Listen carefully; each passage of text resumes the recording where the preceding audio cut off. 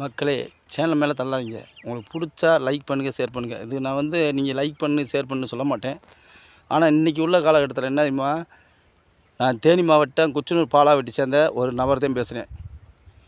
இன்றைக்கி வந்து என்ன தெரியுமா, விவசாயத்துக்கு யாருமே முக்கியத்துவம் கொடுக்க கிடையாது. ஒரு பொம்பளை இன்ஸ்டாகிராமில் வந்து அரைகுறையாக துணியை போட்டு நடித்தா போதும், அவங்களுக்கு லைக்கு நீங்கள் 1 லட்சம் லைக்கு 2 லட்சம் லைக்கு போடுறீங்க.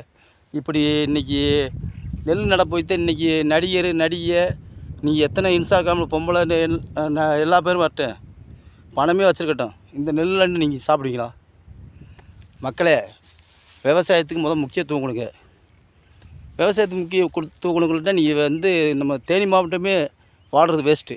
தேனி மாவட்டத்தில் நம்பர் 1 விவசாயத்தில் கூடலூர், கம்பம், தேனி மாவட்டம் அனைத்து எல்லா ஊருமே விவசாயத்தில் முக்கியத்துவமான ஊர். மக்களே, விவசாயத்துக்கு சப்போர்ட் பண்ணுங்கள்.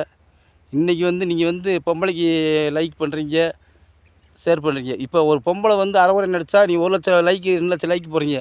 அந்த பொம்பளை வச்சு ஊர் பசியப்புறம் ஆற்ற முடியுமா?